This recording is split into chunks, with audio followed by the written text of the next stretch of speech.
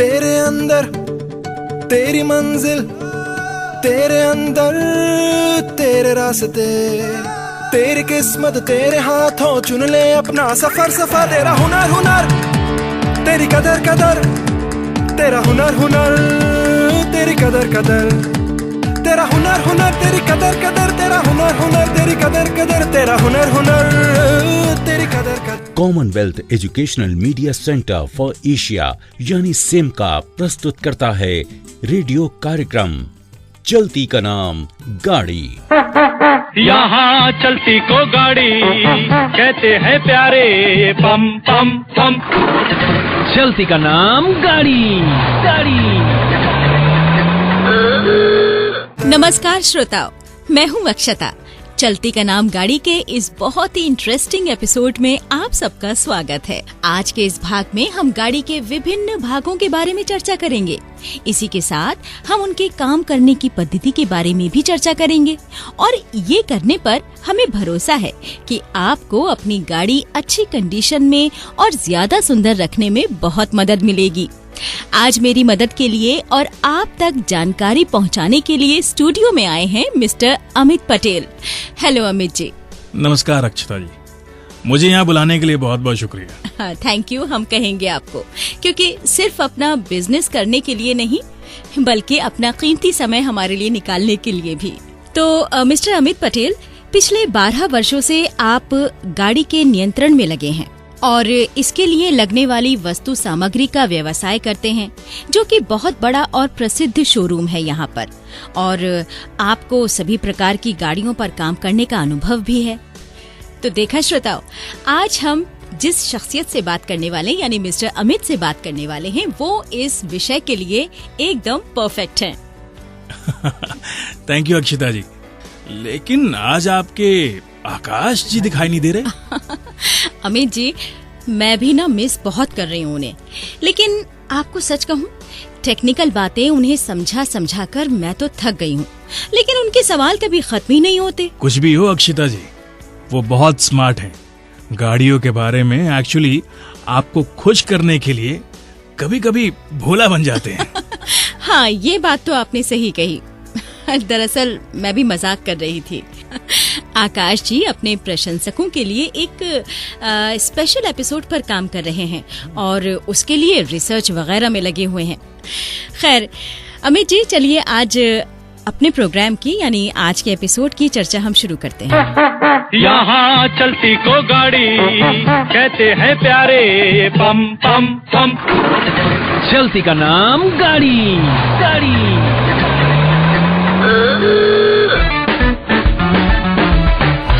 वो तो ठीक है, लेकिन बातचीत करने से पहले मुझे ये बताइए कि ये चर्चा महत्वपूर्ण क्यों है? आपको क्यों लगा कि इस विषय पर बोलना बहुत जरूरी है? हाँ, ये बताना भी बहुत जरूरी है। देखिए, मोटर गाड़ी कई अलग अलग पार्ट से पूरी होती है। उनमें से कुछ पार्ट्स गाड़ी के यात्रा के लिए महत्वपूर्ण होते हैं और कुछ यात्रा करने वालों के सुविधा के लिए होते हैं, और इसी के साथ बहुत से गाड़ी के पार्ट्स गाड़ी और यात्रियों की सुरक्षा के लिए भी होते हैं। इन गाड़ियों के पार्ट्स के बारे में इंटरेस्टिंग और महत्वपूर्ण जानकारी देना चाहिए। मुझे कुछ ऐसा महसूस हुआ तो। बिल्कुल सही। तो जैसा कि आपने अभी कहा, गाड़ियों के पार्ट्स के 3 तरह से विभाजन किए जा सकते हैं। उस गाड़ी का इंजन, बैटरी, टायर, ये सब ड्राइविंग के लिए इस्तेमाल किए जाते हैं। दूसरा मतलब सुरक्षा के लिए इस्तेमाल किए जाने वाले पार्ट्स, जैसे हॉर्न, मिरर और ब्रेक। और तीसरे प्रकार के पार्ट्स हैं सीट, हैंडल वगैरह वगैरह। ये पार्ट्स गाड़ी के साज सज्जा के लिए काम में आते हैं। इंटरेस्टिंग। अमित जी, हमें थोड़ा विस्तार में आप गाड़ी की बॉडी, इंजन, बैटरी वगैरह के बारे में बताइए। गाड़ी की बॉडी जो मुख्य रूप से यात्री और ड्राइवर के लिए होती है, 6 mm और 3 mm की जोड़ी की स्टील शीट से तैयार होती है। अच्छा। उसे वेल्डिंग करके एक बॉक्स शेप दिया जाता है। उस बॉक्स को एक निर्धारित शेप या आकार देने के लिए चेसिस काम में आता है। मतलब फ्रेम जैसा। Yes, you are right. अच्छा अमित जी, मैंने एक वर्कशॉप में देखा कि अगर गाड़ी की बॉडी, इंजन और बाकी के पार्ट्स निकाल दिए जाएं, तो चेसिस ही सिर्फ बाकी रह जाती है। बिल्कुल अक्षिता, एकदम सही कहा आपने। और इंजन इन सभी पार्ट्स को पावर देने के लिए होता है। इंजन में 2 प्रकार होते हैं। स्पार्क इंजन और डीजल इंजन। बिल्कुल सही, बहुत सही बोला आपने। वैसे आजकल ज्यादा करके रेसिप्रोकेटिव इंजन और इंटरनल कंबशन इंजन इस्तेमाल किए जाते हैं। लेकिन अमित सर, ये इंजन खोलने के बाद कितने सारे छोटे छोटे पार्ट्स देखने को मिलते हैं? सही सवाल किया आपने।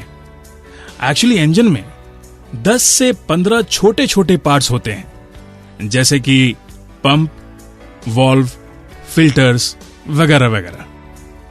जी अच्छा अमित जी, कार की बैटरी के बारे में हमें ये मालूम है कि उसका काम इंजन को पावर देने का होता है, लेकिन उसे क्या कहते हैं?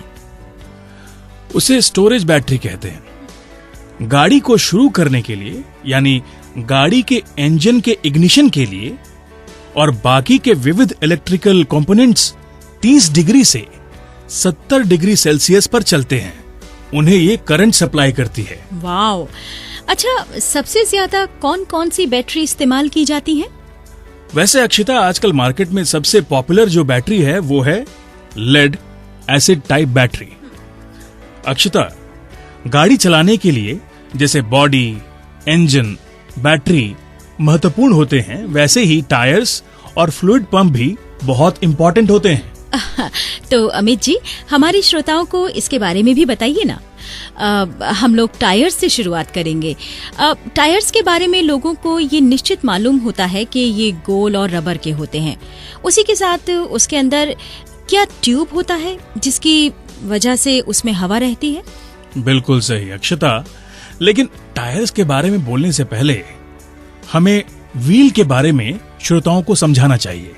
जी। स्टील के गोल फ्रेम पर जब हम टायर लगाते हैं उसे हम व्हील कहते हैं। अच्छा।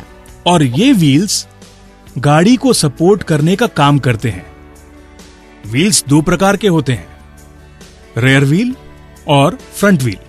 वैसे अक्षिता, क्या आप गेस कर सकती हैं कि ये दोनों व्हील क्या काम करते हैं? हाँ, उनका नाम ही उनका काम बताता है अमित जी।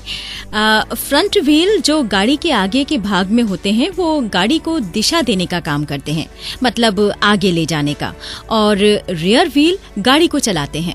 बिल्कुल सही अक्षता। और रेयर व्हील उनके एक्सल शाफ्ट से चलते हैं। और जो आपने पहले जानकारी दी थी उसमें मुझे एक छोटा सा एडिशन करना है। टायर्स में जो हवा होती है वो गाड़ी को शॉक से कुशनिंग देती है। अच्छा अमित जी, मैंने सुना है कि ट्यूब के बिना भी टायर होते हैं। बिल्कुल सही। वैसे क्या आपने देखे हैं ट्यूबलेस टायर्स? नहीं। ट्यूबलेस टायर्स में व्हील को रिंग, एयर और टाइटनेस संभालने के लिए तैयार किया जाता है। अच्छा अमित जी, अब हमें इलेक्ट्रिक फ्यूल पंप और हैंड ब्रेक के बारे में कुछ बताइए। तेरे अंदर तेरी मंजिल, तेरे अंदर तेरे रास्ते। जी हाँ, electric fuel pump fuel tank से लगातार ईंधन का फ्लो बनाए रखने का काम करता है।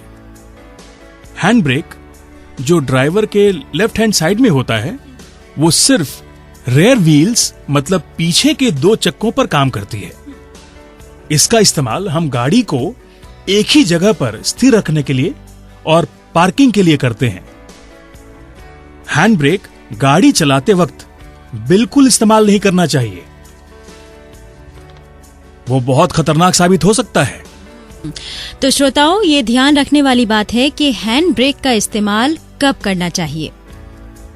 गाड़ी के पार्ट्स को 3 प्रकार से विभाजित किया जा सकता है।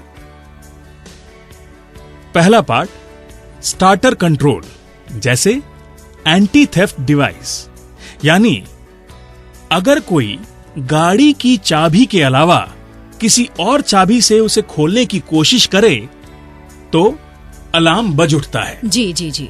दूसरे ग्रुप में बाकी के ड्राइविंग के उपयोग में आने वाले उपकरण, जैसे कि मिरर, हीटर्स, हॉर्न, फ्लैशलाइट वगैरह वगैरह। और तीसरा ग्रुप है इंस्ट्रूमेंटेशन, जी, स्टार्टर कंट्रोल, ड्राइविंग एड्स और इंस्ट्रूमेंटेशन। अच्छा अमित जी, इंस्ट्रूमेंटेशन में कौन से पार्ट आते हैं? इंस्ट्रूमेंटेशन में speedometer, fuel gauge, oil pressure gauge, seat belt warning वगैरह ये सब आते हैं। स्पीडोमीटर मतलब गाड़ियों के डैशबोर्ड पर जो होता है वही ना? स्पीड और किलोमीटर का इंडिकेशन जो देता है। बिल्कुल सही। ऐसे ही टेम्परेचर मतलब तापमान का इंडिकेटर भी होता है। नॉर्मली तापमान यानी टेम्परेचर 75 से 85 डिग्री सेल्सियस होना चाहिए। वाओ, कितना अच्छा है ना, किलोमीटर्स, स्पीड, टेम्परेचर सबका इंडिकेटर। इतना ही नहीं, वो ऑयल प्रेशर, बैटरी चार्जिंग का indicator, air tank pressure indicator, ईंधन इंडिकेटर भी होता है। अरे बाप रे।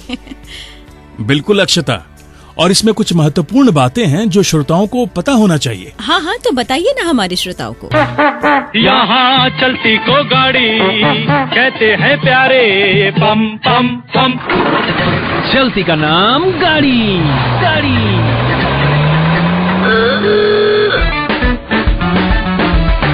ऑयल प्रेशर गॉज ये अपना इंजन ऑयल प्रेशर इंडिकेट करता है। नॉर्मली ऑयल प्रेशर ऑयलिंग के समय 1.5 किलो पर स्क्वायर सेंटीमीटर से लेकर 3.5 किलो पर स्क्वायर सेंटीमीटर से 4.2 किलो पर स्क्वायर सेंटीमीटर होना चाहिए जी। वैसे ही एयर ब्रेक गाड़ियों में एयर प्रेशर बॉक्स होता है। अगर ये एयर प्रेशर 0 से 3 किलो पर स्क्वायर सेंटीमीटर होगा तो हम उसे डेंजर जोन में मानते हैं। इसलिए श्रोताओं, ये बहुत महत्वपूर्ण है कि आप अपना एयर मीटर लोकल डिस्ट्रीब्यूटर या फिर मान्यता प्राप्त सर्विस सेंटर से जांच करवाएं। अमित जी, मुझे विश्वास है कि ये अनमोल जानकारी हमारे श्रोताओं के बहुत उपयोग में आएगी। बिल्कुल सही कहा आपने अक्षता। तो श्रोताओं, हमने अब तक बहुत सी जानकारी समझ ली है अमित जी से।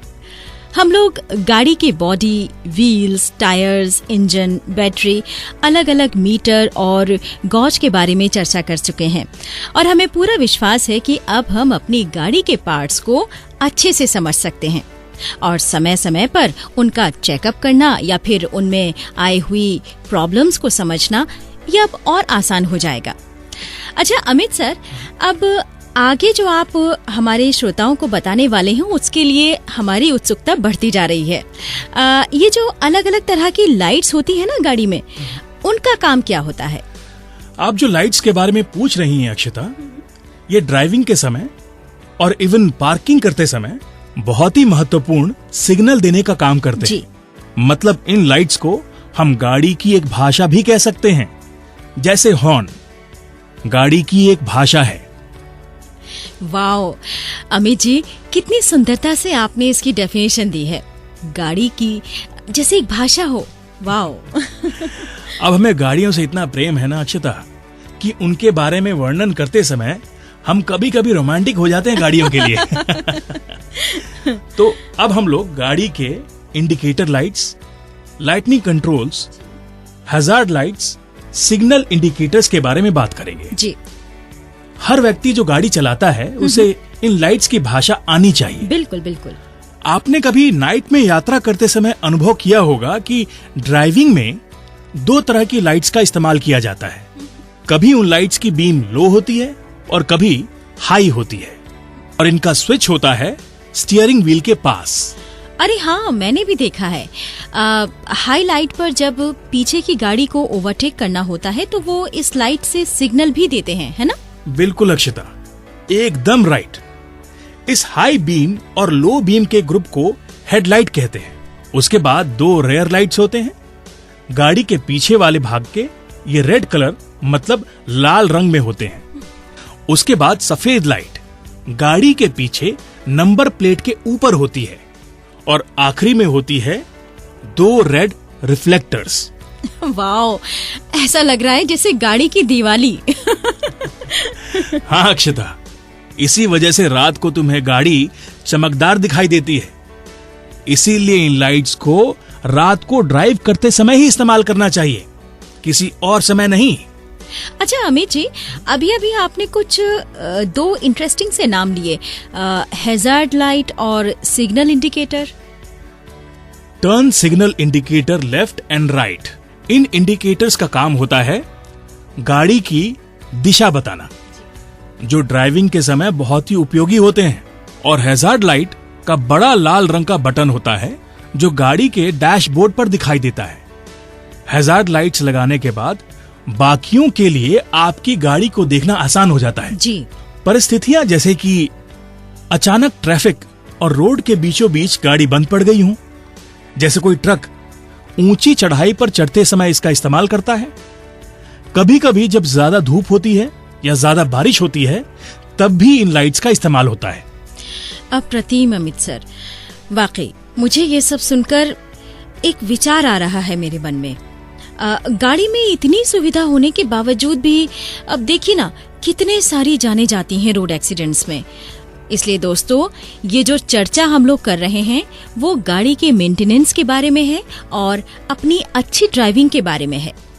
ये अपने और समाज के लिए बहुत इम्पोर्टेंट है। बिल्कुल सही। जैसे अपने शरीर के पार्ट्स के बिना हमारा जीना कितना कठिन है, वैसे ही अपनी गाड़ी का छोटे मोटे पार्ट्स का अगर हम नियमित देखरेख करें तो हम बड़े धोखे से बच सकते हैं। बिल्कुल बिल्कुल।